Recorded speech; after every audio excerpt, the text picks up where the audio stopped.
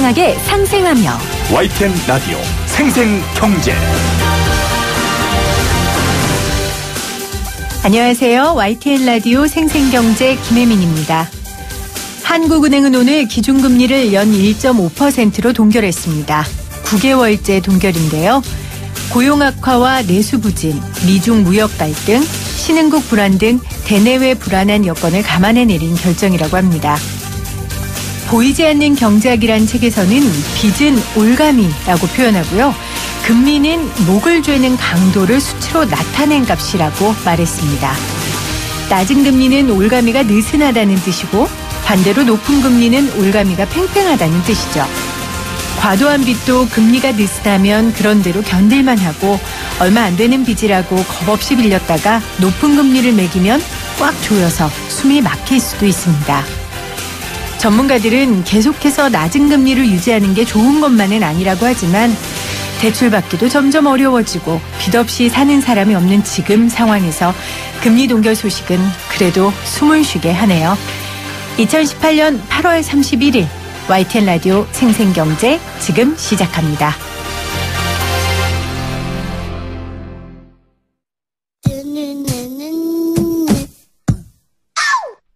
적금 한 번, 가계부 한 번 안 써본 주부 6년차 김혜민 PD와 함께하는 경제 시민 만들기 프로젝트 YTN 라디오 생생경제. 오늘 가장 뜨거운 경제 뉴스를 제일 생생하게 전해드리는 시간입니다. 연일 부동산 뉴스입니다. 오늘 2018년도 도시재생 뉴딜 사업 선정안이 의결됐습니다. 도시재생 뉴딜이 뭔지 도대체 어느 지역에 선정됐다는지 궁금하시죠? 궁금증 해결해 드릴게요. 구본기 생활경제연구소장 나오셨어요. 안녕하세요. 네, 안녕하세요. 전화로만 하다가 이렇게 얼굴 뵙니까 좋네요. 네, 반갑습니다. 네, 인터뷰는 역시 얼굴을 보고 해야 됩니다. 소장님, 오늘 발표된 이 도시재생 뉴딜 사업의 이 면면을 좀 보기 전에요.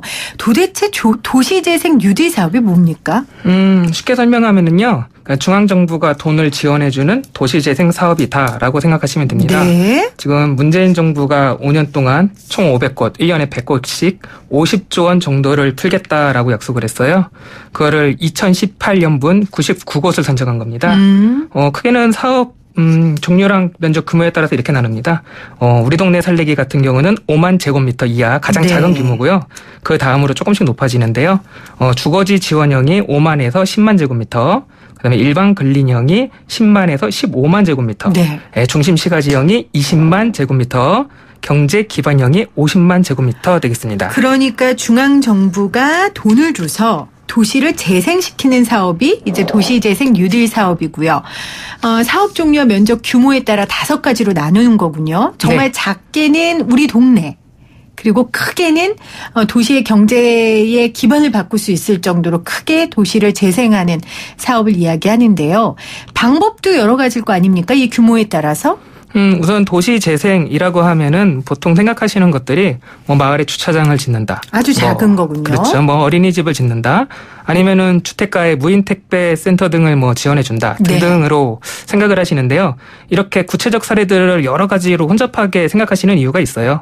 사실 도시재생이라는 개념 자체가 일종의 수사라서요. 네. 법률로 명확하게 규정을 하면 이렇게 할 수 있어요. 도시재생 선정 지역에서 아무거나 하면 그게 도시재생 사업이 돼요. 도시재생 지역이라고 선정되면 그 돈을 가지고 아무거나 하면 그게 재생 사업입니까? 네. 그러면 안 되는 거 아니에요? 실제로 법률이 그렇게 짜여져 있어요. 네. 제가 이렇게 말씀을 드린지 잠시 설명을 드릴게요. 네.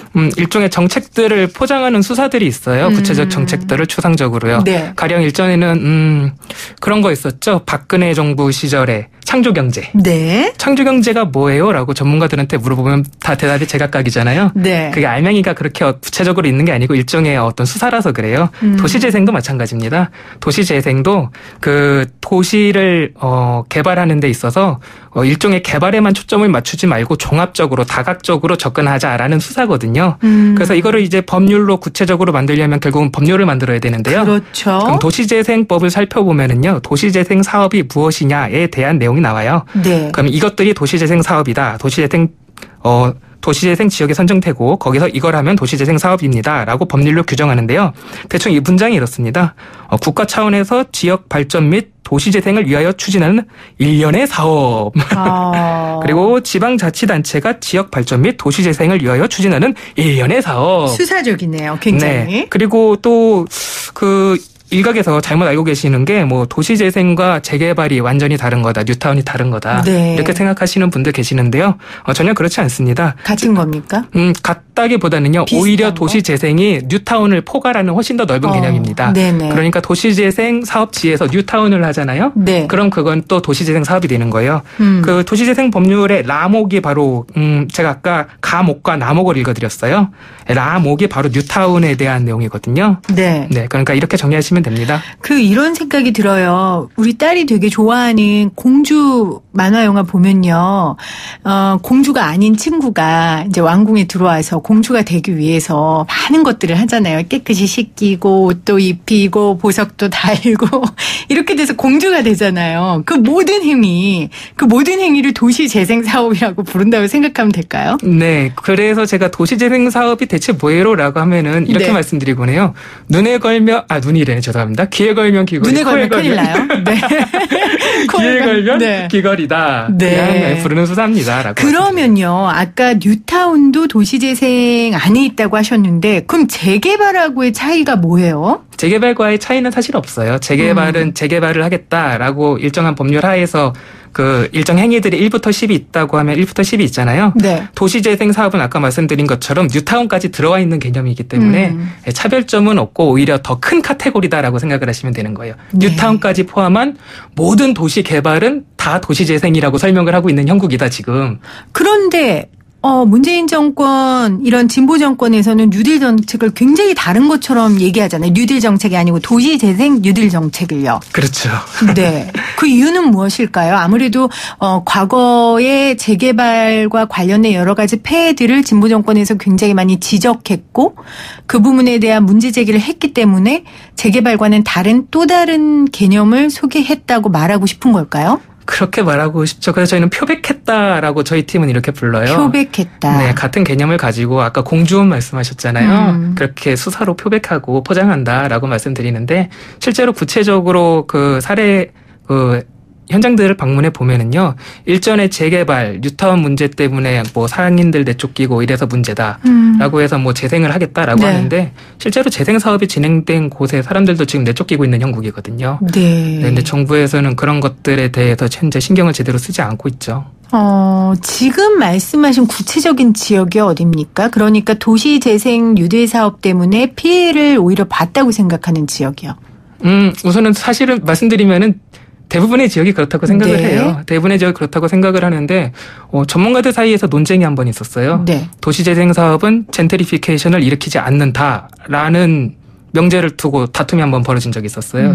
저도 그 자리에 있었거든요. 네. 그래서 제가 찾아가서 그 전문가들과 논쟁에서 이기기 위해서 찾아낸 사례가 바로 세운상가예요. 네. 세운상가는 자, 젠트리피케이션 먼저 좀 설명해 드릴게요. 그러니까 네네. 낙후됐던 구도심을 번성돼서 중산층 이상의 사람들이 몰리면서 임대료가 오르고 오히려 거기에 있었던 원주민들이 내몰리는 현상을 이야기하는 거죠. 그러니까 도시재생 사업 때문에 그 지역이 번성하면서 정말 있었던 시민들이 쫓겨나는. 그렇죠? 네. 계속 짧게 정리해 드릴게요. 네, 말씀 주세요. 결국 도시재생 사업은 정부 돈으로 부동산 개발을 하는 사업이거든요. 부동산 개발이 되면 임대료가 상승한다. 불멸의 상식이죠, 현재 우리나라에서는요. 그렇죠. 근데 이 상식이 옳지 않다라고 주장하는 전문가들이 있어서 그거를 제가 타파하기 위해서 찾아간 곳이 세운상가였던 거예요. 세운상가는 작년 9월에 도시재생 사업 1차 사업이 끝났고요. 보행 데크를 3층에 조성했어요. 네. 근데 사람들 유동인구가 늘어나면 건물주가 하는 일은 뻔하거든요. 임대료를 올리거든요. 그렇죠. 그래서 제가 작년 빼빼로 데이 때 애인 빼빼로 사러 간 김에 한번 취재를 갔죠. 네네. 9월에 1차가 끝났으니까 분명 3층에 보행데크가 생겼으니까 누구 쫓겨났다라고 생각하고 갔는데 아니나 다를까 가자마자 찾았어요. 3층 보행데크에서 내쫓겨서요. 안쪽으로 들어가셨고요. 그 자리 임대료 2배 정도 올랐더라고요. 그렇네요. 네, 근데 이런 사건들이 지금 묻히고 있는 거죠. 그래서 지금 정부에서 오늘 발표한 사업에도 이러한 부작용에 대한 부담 때문일까요? 서울 시내에는 몇 군데 선정이 안 됐죠? 어느 지역이 선정됐죠?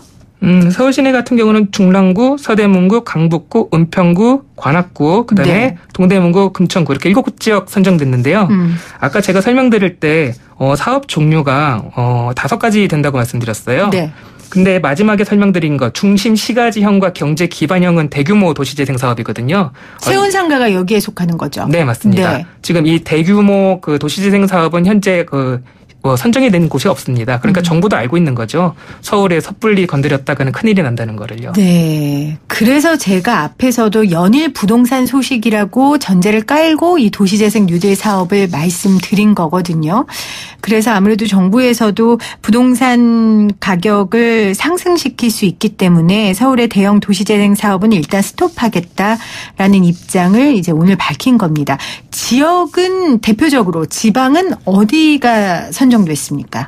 거의 전국이 선정됐다고 보시면 됩니다. 네. 경기, 충남, 대구, 경북, 충북, 강원 이렇게 선정됐는데요. 사실 이런 걸 갖고 미시적으로 지역마다 어떤 특색이 있어서 어떻게 보십니까? 라고 질문을 하시는 분들 계시는데 저는 특별하게 볼 거 없다고 생각해요. 왜냐하면은 5년 동안 500곡 선정한다고 했거든요. 결국 5년 뒤에는 전국 모든 지역이 도시재생 사업을 할 거예요. 네. 그리고 이거 중앙정부에서 하는 뉴딜 말고도요. 그 지 자체 내에서 따로 하는 도시재생 사업이 있기 때문에 올해 선정이 됐다, 내년에 선정이 됐다 해서 크게 일희일비할 필요는 없다고 봅니다. 그런데 아까 말씀하신 젠틀리피케이션이라든지 이런 부작용들이 분명히 있고요. 집값 상승이라든지.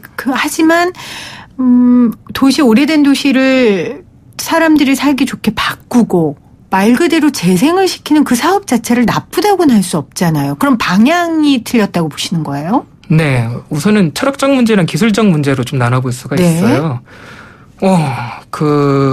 이런 거죠. 아이가 있어요. 대한민국 아이라면 한글을 배워야죠. 그렇지만 1살짜리 아이한테 한글을 가르칠 수는 없는 거잖아요. 시기상조잖아요. 네. 지금 우리나라는 도시재생 사업을 하기 시기상조예요. 시기상조다. 네. 특히 서울시 같은 경우는 더더욱 그래요. 도시재생 사업을 할 때 저희가 가장 우려하는 게 젠트리피케이션 문제란 말이에요. 그러면 젠트리피케이션 문제에 대한 대비를 먼저 해놓고 그것들이 충분히 성숙해지면 그 뒤에 도시재생 사업을 해도 늦지 않거든요. 근데 현재 정부는 도시재생 사업에 바로 필수적으로 떠오르는 그 부작용인 젠트리피케이션에 대한 대비책을 지금 명확히 세워놓지 않고요. 네. 우선 사업부터 진행하고 있는 형국입니다. 그게 가시적이기 때문일까요? 눈에 확 보이니까요. 뭔가를 뜯어고치고 뭔가를 새롭게 세우는 건 눈에 보이잖아요. 그렇죠. 그게 일종의 개발 이데올로기죠. 네. 참을 수가 없는가 봐요. 어쨌든 물리적으로라든 어떻게 해라든지 그 도시를 개발해서 어떤 사람들한테 정치적으로 우리는 이런 것들을 하고 있습니다라고 그렇게들 보여주고 싶으신가 봐요. 네, 그게 좀 가슴 아픕니다. 철학적으로 누구를 위한 도시 재생인지를 따라서 명확히 해야 한다고 봐요. 지금 하는 사업들을 보면은요. 상인들, 사람들 내쫓기는 걸 보면은 지금 도시재생 사업은 거주민들을 위한 도시재생 사업이 아닌 거는 분명해요. 거주민들을 위한, 그러니까 원주민들을 위한 도시재생 사업이 아닌 것은 분명하다. 저도 그런 생각이 드는 게 도시재생은 정부나 지자체가 결정한 게 아니라 정말 그 지역에 사는 주민들이 내가 이런 부분이 필요하기 때문에 도시재생이 필요하다, 변화가 필요하다. 이렇게 좀 주체가 되는 도시재생이 맞는 방향이 아닌가 저도 그런 생각을 하거든요. 맞죠. 옳죠. 당연히 그렇게 해야죠. 근데 현장에서 현재 어떻게 되고 있냐면요. 이게 좀 행정편의적으로 움직이고 있어요. 가령 도시재생 지역 내에서 주민들 회의를 하는데 낮에 진행합니다. 낮에 진행하면 회사원들은 우선은 떨어져 그렇죠. 나가는 거죠. 그리고 문제는 뭐냐면은 주거 세입자 같은 경우는 2년마다 이사 다니거든요. 2년마다 이사 다니는 분들이 자기네 골목 앞에 개발한다고 하면 거기에 관심을 가지시겠어요. 그렇죠. 결국 세입자분들 다 빠지고요. 낮에 회의에 올 수 있는 건물주들이나 자영업자, 주부분들, 그러니까 즉 소수들이 도시재생 사업을 현재 움직이고 있습니다. 네. 이 문제들 지금 빨리 다 개선해야 됩니다. 행정 편의적인 도시재생 사업이 펼쳐지고 있다라고 말씀을 하셨습니다. 그렇다면 외국 경우는 어떻습니까? 외국은 아무래도 마을 공동체라든지 이런 부분이 좀 활성화돼 있다면 도시재생 사업도 좀 다를 것 같은데요. 도시 개발은 어쩔 수 없이 크고 작은 문제들이 있는데요. 네. 근데 가장 말씀드리고 싶은 거는 어떤 도시재생을 대하는 태도? 철학 같은 걸 말씀드리고 싶어요. 그 일본의 록본기 아시잖아요. 네. 그 록본기 LG가 도시재생 사업으로 만들어진 곳인데요. 총 사업 기간이 17년이었어요. 그런데 주민들이랑 얘기하고 협의하고 이야기하는데 14년을 썼어요. 대단하네요. 네. 그 아파트를 쇼핑센터로 만든 거 그거예요? 문화센터에 맞아요. 17년인데 14년 동안 대화를 했어요. 그걸 하려고 주민들이랑.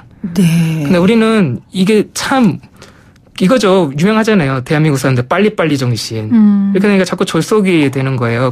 지금 대표적인 사례를 들어드리면요. 지금 보세요. 99곳, 전국 99곳이 도시재생 유지제 사업 선정됐잖아요. 네. 이제 여기에 도시재생 지원센터들이 들어가야 돼요. 문제는 도시재생 지원센터에 들어갈 인력이 없어요, 지금. 그래서 현장에서 지금 무슨 푸념이 나오냐면요. 도시재생 사업은 있는데 도시재생 전문가는 없다라는 푸념이 나오고 있어요. 지금 속도가 너무 빠릅니다, 정말. 빨리빨리 해서 어떻게 됐는지 우리가 그 부작용들을 지금 몸소 느끼고 살고 있잖아요. 네. 특히 도시개발에 있어서요. 그래서 도시재생 하겠다는 건데 도시재생도 똑같이 빨리빨리 하네요. 그러니까 포장은 도시재생을 하겠다라고 하면 저희가 받아들였을 때 재생이잖아요. 우리가 재생이라고 떠올리는 거는 천천히 가령 피부가 까졌을 때 피부 재생이 어떻게 하루 이틀 만에 되겠습니까? 천천히 피부가 차오르는 거죠. 근데 겉에 포장은 도시재생이라고 해놓고 내부적으로 움직이는 거는 예전 문법이랑 별로 다르지 않은 거예요. 특히 오늘 이낙연 총리 같은 경우는 이런 말까지 했어요. 도시재생 사업 완공까지 5년이 너무 기니까 행정 절차 줄이자. 더 빨리 하자는 거죠. 네. 현장에서 이거 못 쫓아갑니다. 참 그렇네요. 일본의 사례도 이야기해 주셨는데 뭐 일본이 우리나라와 뭐 분위기도 많이 다르고 또 정권 유지되는 그 기간도 좀 다르기 때문에 절대적으로 비교할 수는 없겠지만 그래도 14년을 주민들을 설득시켰다는 게 참 대단하고 참 시사하는 바가 많습니다. 박원순 서울시장이 그 여의도 용산 개발했던 거 그것도 도시재생의 일종이었습니까? 도시재생이죠. 뭐든지 도시재생이에요. 서울시에서 하는 것들은 지금 도시재생으로 포장되어 있고요. 서울시가 진짜 재밌죠. 서울시가 인구 밀집도도 높고 집가상승률도 소위 말해서 어마무시하잖아요. 그런데 도시재생이라는 이 문법, 이 언어가 정치적 수사로 너무 활용되고 있어서요. 재밌는 게 뭐냐면요. 작년 같은 경우는 서울시가 이런 그 보도자료를 냈어요. 도시재생 사업과 집값 상승은 상관관계가 없다라는 보도자료를 발표하고 우리도 도시재생 뉴딜 선정되게 해주세요라고 주장을 펼쳤었어요. 작년에. 네. 이제 좀 달라지시겠네요. 박원순 시장님이 여의도 용산 개발 얘기했다가 집값이 지금 확 올랐다고 처리하셨잖아요. 네. 그래서 한 걸음 더 나아가셨어요. 오늘인가 어제 말씀하셨죠. 원래는 도시재생 뉴딜 선정 지역이 발표되는 거랑 동시에 서울형 도시재생 활성화 지역도 발표가 되기로 했었어요. 네. 근데 그거를 무기한 보류하기로 했거든요. 현재 보류하기로 그러니까 지금 갈짓자 행보를 하고 있는 거죠. 작년에는 한다고 했다, 지금 안 한다고 했다. 이게 왜 그러냐면은요. 그 정치하시는 분들의 좀 어떻게 보면 습성이라고 할 수 있는데 양쪽에서 표를 다 얻고 싶으신 거예요. 네, 건물주한테도 얻고 싶고 세입자한테도 얻고 싶으니까 한쪽에 기대면은 한쪽 편에서 뚜렷하게 누구를 위한 도시재생 사업인가를 명확히 하면은 논리가 생기거든요. 네. 바닥부터 차고 올라올 수 있는데 양쪽의 표를 모두 얻으려는 어떤 정치적 액션을 취하다 보니까 논리가 사라지고 갈짓자 행보를 하게 되는 겁니다. 지금 박원순 서울시장님 행보는 그렇게 보입니다, 저한테. 너무 부정적인 얘기만 우리가 한 것 같은데요. 아닙니다. 그 김현미 장관이 천안 사업 현장을 도시재생 뉴딜 산업의 모범 사례로 꼽았거든요. 좀 좋은 사례 없습니까? 없으면 없으시다고 말씀하셔도 됩니다. 소장님 개인의 의견이니까요. 네. 우선 없습니다. 좋은 사례로 할게요. 당연히 그럴 수밖에 없는 게 뭐냐면은요. 도시재생 사업 아까 제가 피부 까진 걸 말씀드렸잖아요. 지금 도시재생 사업 우리나라에서 시작한 지 얼마나 됐다고 거기서 벌써 사례가 나오면 그거 자체가 코미디죠, 솔직히 말해서. 그렇네요. 네. 네. 아니, 그러면 이럴 수는 있잖아요. 아까 뭐 일본 사례도 들었지만 아직까지도 설득을 시키고 있는 곳이라든지 뭐 예를 들어 뭐 그런 데 없습니까? 공동체가 중심이 돼서 도시재생 사업을 이끌고 간다든지 없으면 없다고 말씀하셔도 됩니다. 네. 저는 저는 현장형 연구자라서요. 네. 전 진짜로 취재를 가서 막 주민 참여도 하고 이래요. 그럼 제가 지금까지 가서 실제로 피부로 부딪혀본 사례 중에는요. 네. 외부에서 잘 된다고 해서 들어가서 좀 잠입 취재를 한 결과로는요. 진짜 제대로 되는 곳이 없다라고. 근데 당연한 거예요. 네. 다양한 이해관계를 가진 사람들이. 그럼요. 그러니까 14년이 걸리죠. 네.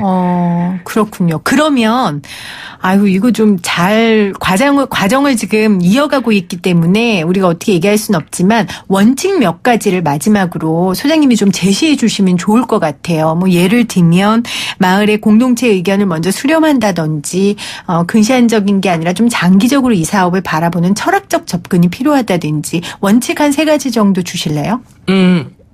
대원칙을 우선 드릴게요. 네. 대원칙은 부작용을 먼저 생각하셔야 돼요. 부작용을 먼저 생각해라. 가령 상식을 따르자고 말씀드리고 싶어요.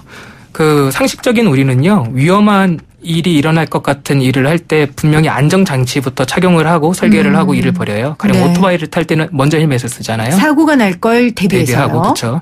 그런데 현행 도시재생 사업은 반대로 하고 있어요. 오토바이를 먼저 타고 헬멧을 어떻게든 사고 후에 써보겠다는 식인 거죠. 그래서 지금 도시재생 사업에 의한 젠트리피케이션 사례들이 계속 속속 발굴되고 있는데요. 지금 이것들을 멈추는 논리적인 방법은 단 하나예요, 사실은. 첫째, 도시재생 사업을 우선 즉각 중단해야 돼요. 전국의 도시재생 사업을. 즉각 중단해라. 네. 오늘 발표했는데 즉각 중단해라. 그렇게 되면 논리적으로 도시재생 사업에 의한 젠트리피케이션은 더는 일어나지 않아요. 네. 도시재생 사업 잠깐 멈춘다고 해서 나라 망하는 거 아니거든요. 누구 죽는 거 아니고요. 명확하잖아요. 우선 멈추자는 거예요. 우선 멈춘 뒤에는요. 지금까지 도시재생 사업 진행되고 내쫓긴 분들 있고 사례들 있어요. 그 사례들 다 수집해가지고서요. 어떤 법률, 어떤 제도의 허점에 의해서 내쫓겼는지 역추적해서요. 네. 그것들을 개선해야 돼요. 그것들을 개선하고 안정장치 마련한 후에 도시재생 사업 다시 시작해야 돼요. 이게 대원칙이에요. 우리가 자동차 신제품 이렇게 나오면 먼저 시운전하고 그다음에 잘못된 부분이 뭔지 체크하고 해서 다시 완제품으로 만들어서 소비자들에게 주잖아요. 지금 그 과정을 거치자는 거죠. 네, 이제 좀 스톱하고. 네. 그 대표적인 게 서울이에요. 도시재생 사업 아까 제가 또 사례를 말씀드렸던 게 서울시는 선도적으로 도시재생 사업을 이미 했었기 때문에 데이터가 있습니다. 네. 가령 세운상가가 특히 그렇죠. 세운상가는 1단계 도시재생 사업이 끝났어요. 그러면 우리가 아까 제품을 말씀드렸잖아요. 그 시장에서는 그러면 1단계 사이클이 끝나면 한번 멈추고 그 뒤에 과정들을 복귀한 다음에 부작용들을 발견하면 그것들 개선해서 나가잖아요. 네. 근데 1단계 사업들이 서울시 내에서 대부분의 지역 1단계 사업이 끝났을 때 문재인 정부에서 도시재생 뉴딜 50조 원을 쏘겠다고 발표를 한 거예요. 그러니까 그 뒤에 그 기존 사업을 복귀하는 과정을 서울시가 생략을 해버렸어요. 그래서 지금 그 데이터들이 활용 안 되고 있는데요. 잠깐 멈추고 그 데이터들 저희들이 분석해야 됩니다. 네. 터전에 대한 문제입니다. 도시재생은 정치적 수사로 이끌어갈 수 없다는 걸 다시 한번 정부와 정치인이 잘 알았으면 좋겠고요. 요즘 공동체가 많이 붕괴되고 있다는데 공동체가 이런 도시재생 사업을 같이 논의하고 시작하는 것도 공동체 회복의 시작이 되지 않을까 싶습니다. 오늘 함께해 주신 구본기 생활경제연구소 구본기 소장님 고맙습니다. 고맙습니다.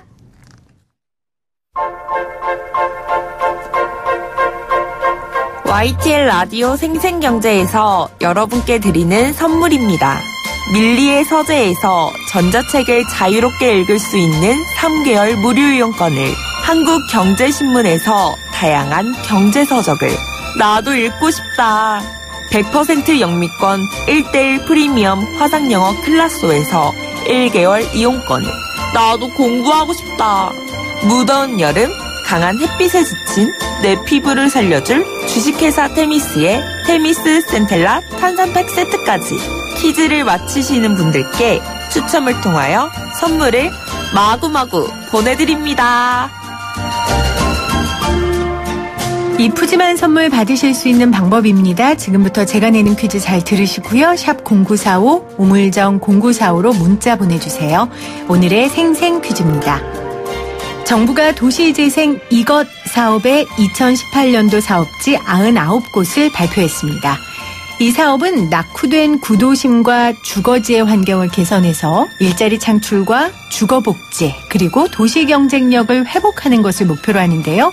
이 사업으로 꼭 도심의 활기를 찾았으면 좋겠는데 앞서 생생 인터뷰에서 말씀 나눈 것처럼 그렇게 간단하고 이상적으로만 진행되는 게 아니네요. 오늘의 생생 퀴즈 나갑니다. 도시재생 이것 정책에서 이것은 미국의 루즈벨트 대통령이 경제 대공황을 극복하기 위해 추진한 경제 정책을 말하는데요. 이것은 무엇일까요? 1번 뉴딜 정책, 2번 핫딜 정책입니다.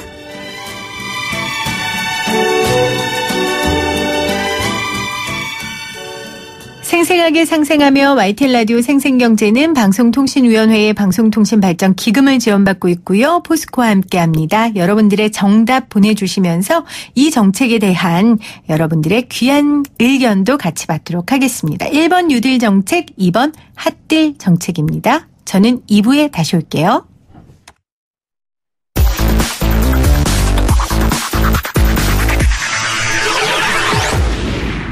생생하게 상생하며 YTN 라디오 생생경제. 나만 몰랐던 경제 이야기. 이것도 경제야? 매주 금요일 이 시간 함께하는 이것도 경제야. 경향신문 박병률 기자 나오셨어요. 안녕하세요. 네, 안녕하세요. 2주 만에 뵙네요. 네. 스튜디오에서는요. 네, 그렇죠. 2주인가요? 시간이 하도 빨리 흘러가지고. 그렇죠. 네. 8월 마지막이에요, 세상에. 네. 경제 기자로서 우리나라 경제 상반기를 평가하신다면요? 굉장히 갑작스럽네요. 글쎄요. 여러 가지 실험을 해봤던 시점이 아닌가. 뭐 최저임금도 인상을 했었고요. 또 소득주도 성장도 기존에 우리가 해보지 못했던 정말 가보지 않은 길을 가는 거기 때문에 뭔가 하나 큰 실험을 해보려고 했던 상반기가 아닌가 그런 생각이 듭니다. 물론 이제 상반기만으로 그게 또 결과가 나올 수는 없는 문제이기 때문에 네. 우리가 좀 더 지켜봐야 됩니다만 하지만 전체적으로는 우리가 그동안 여러 가지 한국의 그 경제 성장 과정을 봤었을 때 뭔가 좀 변화가 필요하다라고 하는 시점에서 어떤 이제 변화를 어쨌든 시도를 했다는 것 자체는 이제 높은 점수를 주고 싶고요. 네. 이제 다만 그것을 이제 어떻게 관리해 가느냐 그리고 그게 우리 경제에 맞게 착근시키느냐 이것은 이제 또 다른 얘기로 우리가 좀 더 지켜봐야 될 것 같습니다. 경제적 그러니까 구조적 변화가 있어야 된다고는 아마 모두가 그렇게 느꼈을 거예요. 네. 그래서 변화가 필요하다고 느꼈고 상반기에 여러 가지 변화가 있었습니다. 그래서 이제 결과가 중요한데 그래서 이 통계청의 조사가 그렇게 핫했던 것 같아요. 네. 얼마 전에 이 통계청이 발표한 가계 동향 조사에서 소득 분배 지표가 나쁘게 나오면서 이 통계 작성에 대한 논란이 커졌거든요. 그러니까 앞서 우리 기자님이 말씀하신 것처럼 이 통계를 근거로 이 변화에 대한 결과가 이렇게 나쁘다. 라고 이제 야당 쪽에서 공격을 한 거고. 네. 근데 사실 이제 이 얘기를 시작하기 전에 네. 미리 좀 말씀을 드리고 싶은 게 네. 이런 소득주도 성장이든 뭐든 정책 변화를 해서 한 분기만에 결과가 나온다는 당연하죠. 것은 사실 불가능한 얘기입니다. 이게 우리가 좀 더 이게 관심이 많고 그러다 보니까 지켜보는 건데 어떤 경제틀이 한번 전환을 하려면 최소한 장기적으로 좀 두고 봐야 되는 거죠. 네. 어떻게 보면 이번 1분기, 2분기 결과가 단순히 지난해 혹은 올 초에 했던 정책, 이 사실 아직 예산도 다 집행이 안 됐거든요. 이게 다 반영됐다고 보기에는 이제 어려운 것 같습니다. 근데 왜 야당에서는 그것 때문이라고 할까요? 정치적인 건가요? 일단 경제라는 게 그렇죠. 지표를 보고 이제 당장 또 오늘에 대한 우리 삶이 또 달라지고 있기 때문에 우리가 어떤 경제가 바뀌더라도 그 사이에 고통은 또 고통이니까요. 우리가 또 수술을 들어갈 때 수술이 너무 아프면 환자가 이게 너무 아파요라고 얘기를 할 수가 있지 않습니까? 근데 그걸 의사가 야, 무조건 참으세요. 라고 말하는 것도 맞지 않기 때문에 같이 들여다봐야 되는 그런 또 필요는 있습니다. 자, 그러면 앞서 이야기를 해 주셨고 좀 본격적인 이야기를 해볼게요. 통계가 굉장히 중요하다. 이런 이야기를 많이 하잖아요. 네. 갈수록 더 그런 것 같아요. 네. 이게 사실 우리가 어떤 성과를 얘기할 때 나타날 수 있는 게 지표밖에 없거든요.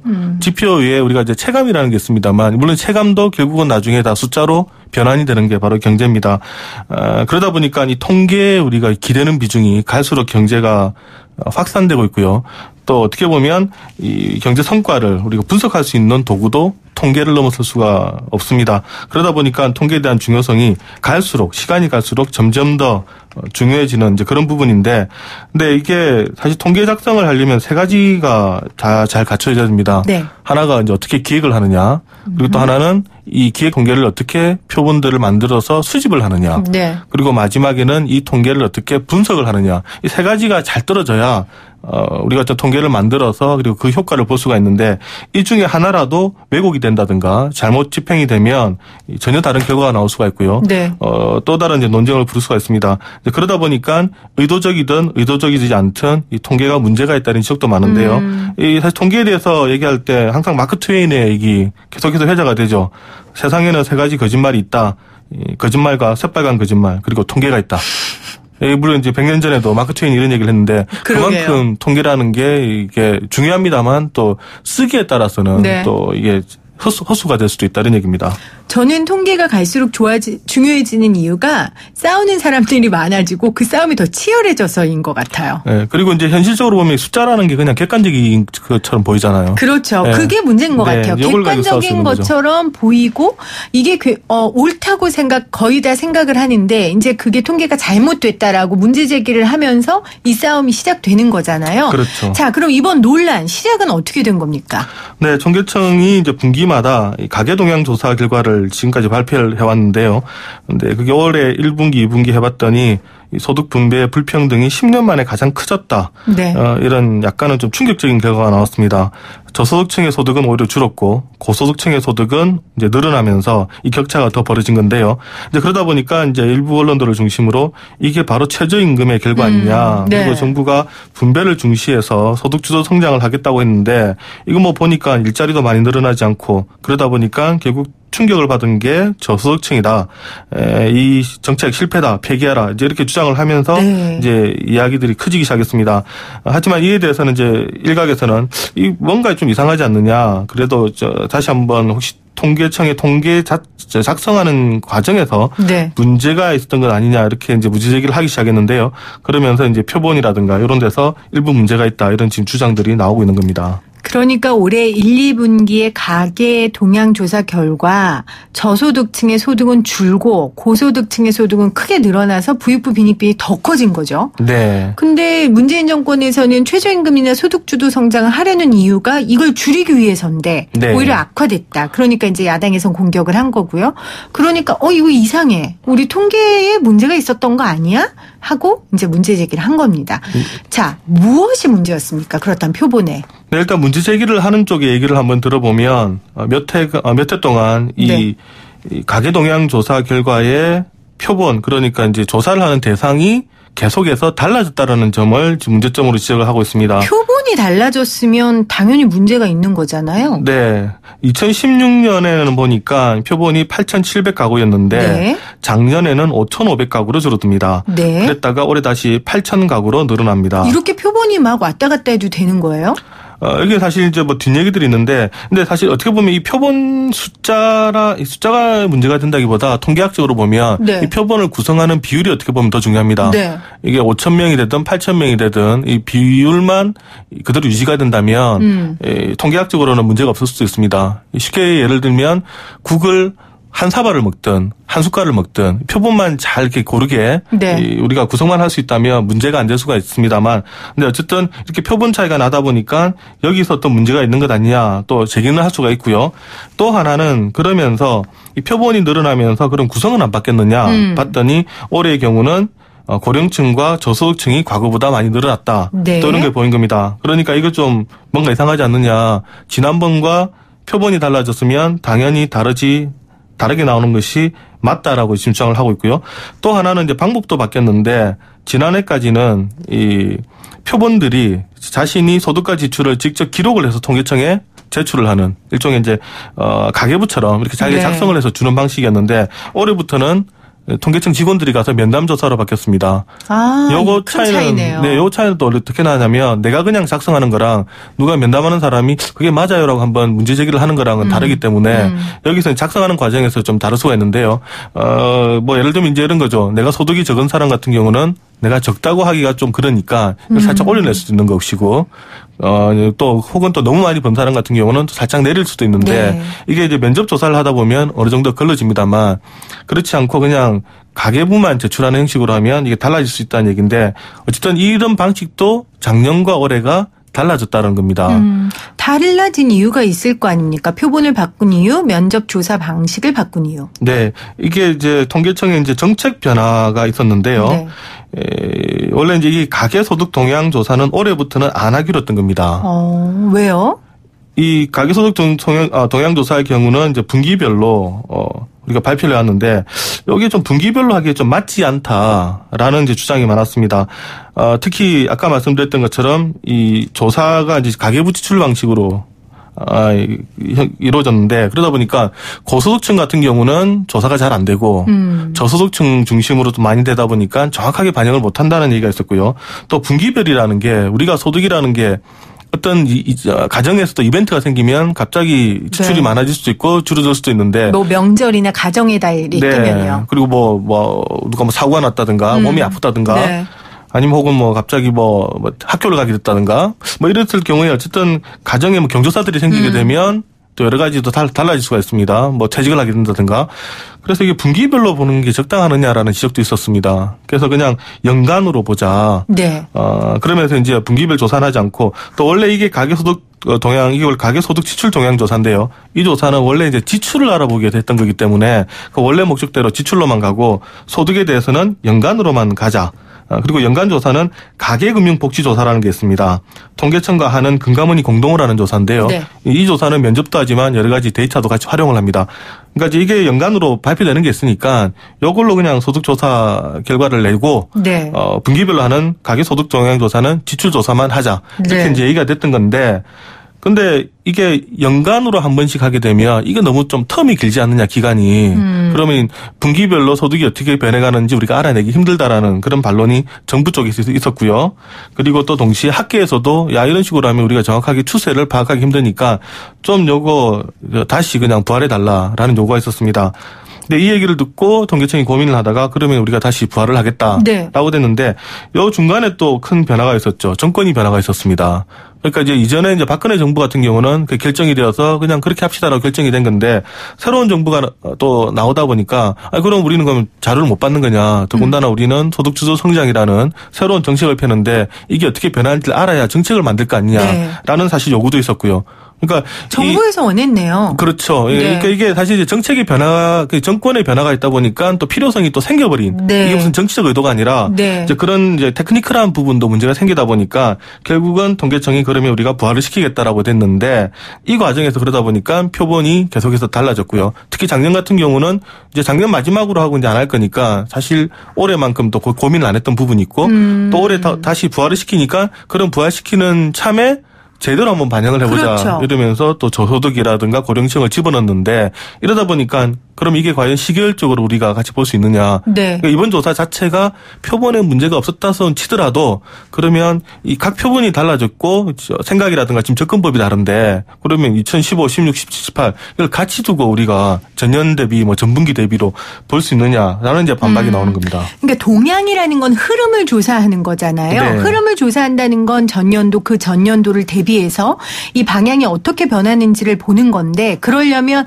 표본이 같아야지 그게 객관적인 거죠. 그렇죠. 가급적 이제 같이 가져야 되는 거죠. 그렇죠. 네. 그런데 5천 가구와 8천 가구의 차이가 굉장히 컸고 물론 저는 8천 가구 표본이 더 넓어졌고 그리고 저소득층과 고령화 그러니까 고령 계층을 넣은 건 잘했다고 생각해요. 근데 이제 표본이 달라졌으면 달라졌더라고 설명하면 되잖아요. 근데 그걸 사전에 통계청에서 설명을 안 했어요. 아니요, 그건 아니. 설명은 이제 다 했는데. 네. 근데 이제 설명함에도 불구하고 어떤 그렇다면 이게 설명만 끝나는 게 아니라 그렇다면 어떻게 보면 이게 우리가 이번 결과는 지난번과 완전 다르면 시계열적으로 연결하면 안 되는 거죠. 이번은 그냥 올해 결과부터 이제 하겠다라고 우리 가야 되는데. 네. 근데 이제 통계청 내부 얘기를 들어보면 이제 이런 주장이 사실 통계를 모르는 분들의 주장이다. 된다라고 얘기를 합니다.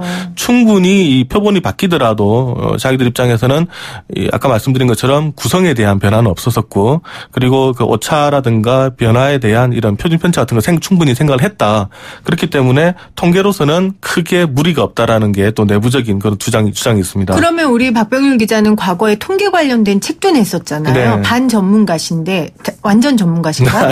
아무튼 네. 그럼 박 기자님은 어떻게 생각하세요? 통계청의 말에 반박에 대해. 이게 사실 어려운 게 우리나라에서 통계청만큼 통계를 잘 만드는 데가 없습니다. 어차피 또 통계청 나온 분들이 뭐 각 대학이라든가 연구원으로도 많이 갈 수도 있고요. 그러다 보니까 기술적으로 반박하기는 쉽지가 않습니다. 그리고 더군다나 무슨 통계청이 억하심정이 있어서 이 정부에 대해서 특별하게 통계를 왜곡할 가능성도 낮고요. 저는 뭐 개인적으로 뭐 통계청의 진심을 좀 믿고 싶습니다. 그게 크게 틀리진 않았을 거라는 생각을 좀 갖고는 있습니다만, 근데 그것도 뭐 통계청이 그런 선한 의지를 갖고 있더라도 조사하는 과정에서 예상치 못한 변수가 생길 수 있는 그런 부분이 분명히 있는 거고요. 또 하나는 아쉬운 게 통계 결과도 결과지만 이 결과에 대하는 자세들에서 또 좀 문제가 있지 않냐. 태도의 문제가. 네. 일부 뭐 익명을 요구한 뭐 교수님 얘기가 그런 얘기를 합니다. 소득 주도 성장을 하게 되면 초기에는 이게 지표가 나빠질 수 있다. 이 부분을 정부는 감안을 했었어야 되고 충분히 국민들한테 얘기를 했었어야 된다. 다음번에 좀 나빠질 수 있다. 다만 이게 1년이나 2년이 지나고 나면 반등이 될 때니까 그때까지 좀 기다려보자라는 걸 했었어야 되는데 그게 아니라 어떤 정책이 바뀌자마자 지금 실제로 완전 이게 다 지금 적용된 것도 아니거든요. 네. 뭐 일자리 안정자금이 다 나간 것도 아니고 이런 상황에서 당장 내년부터 그러니까 다음 분기부터 그 다음 분기부터 숫자가 좋아질 거라고 기대하는 자체가 이미 틀리지 않았느냐. 이제 이런 얘기도 있는데 아무튼 이 여러 가지들이 복합적으로 되면서 또 정치적 논란이 되면서 이 파문이 좀 커진 것 같습니다. 그 기자님도 말씀하셨지만 소득주도 성장이라는 게 이것뿐만 아니라 모든 정책이 단기적으로 무슨 티나는 그런 결과를 낼 수 없는 건데 그걸 정부가 알면서 이 통계 발표에 대해서 이렇게 조급한 것부터가 진짜 오히려 화를 자초했네요. 논란을. 네, 그렇다 보니까 조금 더 소통을 했어야 되는 것 아니냐라는 얘기가 이제 또 진보 진영에서는 얘기가 나오고 있는 거고요. 좀 정부가 좀 자신감 있게 이런 부분에 대해서 설명을 하고 계속해서 설득을 해야 된다. 아프지만 이 수술이 들어가는데 당장 오늘 수술에서 내일 말끔히 다 나와서 진통 하나 없이 되는 그런 수술이 어딨냐. 네. 그게 아니다. 우리가 더 큰 모습을 보면 조금 참을 수도 있어야 된다. 그러면서 계속해서 국민들 안심시키고 아픈 부분은 달래가고 아프지만 조금만 참아봅시다. 이런 설득을 했어야 되는데 그것이 생략이 되다 보니까 분노가 좀 커진 것 아니냐라는 지적도 있습니다. 근데 실제 통계 자체를 가지고 뭐 통계학자들이 학자들이니까 네. 장난치는 경우는 저도 많다고 생각하진 않고요. 근데 이제 통계를 해석하는 과정에서 언론이나 정치인들이 자기 입맛에 맞게 막 바꾸는 경우들이 되게 많잖아요. 네. 그런 사례들 몇 개만 좀 소개해 주세요. 그런 사례를 갑자기 말씀을 드리니까 딱히 내긴 어렵습니다만 이제 이런 경우가 있는 거죠. 우리가 어떤 기준을 보고 그러니까 제가 지난번에 한번 기저효과라든가 설명드렸는데 네. 어떤 기준을 잡냐에 따라서 퍼센테이지가 달라지는 경우가 있습니다. 얼마 전에 아마 모 언론이 뭐 일자리 개수를 가지고 기사를 한번 썼던 모양인데 이번 정부가 과거 정부에 비해서 일자리 창출을 훨씬 못했다. 근데 뭐 반박하는 또 다른 언론의 기사를 보니까 박근혜 정부 2년 차랑 비교를 했다. 근데 2년 차 때 가장 많이 예산을 넣어서 일자리를 만들었던 그 시기다. 네. 그리고 그때 이후부터 일자리 증가가 대폭 감소를 하는데 가장 많이 늘었던 2년차 그 시기랑 지금 문재인 정부 2년차를 비교를 했다. 이런 이제 주장을 하는 것을 봤거든요. 그러니까 이제 이런 식으로 만약에 자신들이 원하면 가장 이제 불리한 데이터 혹은 가장 좋은 데이터만 꺼내가지고 이 정치적 공세를 펼 수가 있고요. 사실 그런 부분은 정치인도 정치인이지만 정부도 사실 많이 합니다. 정권 차원에서 아무래도 좀 좋은 기사가 좋다 보니까 그러다 보니까 나쁜 것보다는 조금 더 좋은 사례들과 비교를 하다 보면 숫자는 그대로인데 해석은 완전 달라질 수가 있습니다. 그러면 우리 청취자분들이 이 통계 관련된 기사가 나오거나 발표가 나올 때 휘둘리지 않고 객관적으로 볼 수 있는 노하우 있어요? 뭐 이거는 확인해라. 뭐 이거는 체크해봐라. 이런 거. 사실 그게 말하기가 상당히 어려운 게 전문가가 아닌 이상은 그러니까 어느 정도 통계에 대한 관심이 있는 분들이 아니라면 이 들여다보기가 좀 힘든 경우가 많습니다. 저는 오히려 이제 그 예청자분보다도 언론들이 네. 되게 다양한 그러니까 다양한 시각에서 좀 많이 좀 접근을 하는 게 맞지 않느냐 그런 생각이 듭니다. 이게 통계들 보면 저희 같은 이제 기자들 입장에서 경제 기자들 입장에서는 보면 기사를 딱 보면 이게 좀 의도적이다 혹은 의도적이지 보이죠. 않다라는 게 저희는 사실 보입니다. 왜냐하면 저희는 여러 가지 데이터를 알 수가 있고 왜 하필이면 그 데이터를 썼을까라는 얘기가 되는데 일반인들이 그걸 지키는 그렇죠. 상당히 어렵거든요. 이제 결국 그런 걸 본다면 일반인들한테 책임을 미루는 게 아니라 언론들이 조금 더 책임감을 가지고 이 다양한 시각에서 이 통계는 해석에 따라 다르기 때문에 네. 많은 정보를 제공하는 게 그게 먼저일 것 같습니다. 네, 청취자 여러분들 우리는 그냥 통계가 나오면 이건 숫자니까 무조건 믿어야지 이런 생각은 하지 마시고요. 여러 가지 비교해보고 근거를 찾아보는 그런 습관이 좀 필요할 것 같습니다. 네, 그 말씀하신 것처럼 혹시 다른 쪽은 어떻게 접근했느냐, 있을까, 그걸 이제 찾아보는 것은 이제 우리 예청자분들의 몫이라고 생각합니다. 네, 오늘 이것도 경제야 경향신문 박병률 기자와 함께했습니다. 기자님 고맙습니다. 네, 감사합니다. 오늘 의견 많이 남겨주셨는데요. 새싹분들 몇 분만 소개할게요. 7955님, 뉴딜. 국민이 낸 세금을 쓰는 겁니다. 다양한 방식으로 국민의 동의를 구해야지요. 8259님, 뉴딜. 장기적인 정책 결정이 중요한데 오락가락한 결정에 국민들이 멀미를 하고 있습니다. 4279님, 1번 생생경제. 재미있네요. 7633님, 뉴딜 정책. 오늘 답답했던 마음이 확 풀어지는 느낌이에요. 제발 정책 만드실 때 조금 더 넓게 생각하고 하셨으면 좋겠습니다. 많은 분들 보내주셨는데 시간 때문에 여기까지만 소개하도록 하겠습니다. 주말 잘 보내시고요. 저는 월요일 날 다시 오도록 하겠습니다. 이 프로그램은 방송통신위원회의 방송통신발전기금을 지원받아 제작하고 있고요. 포스코와 함께합니다.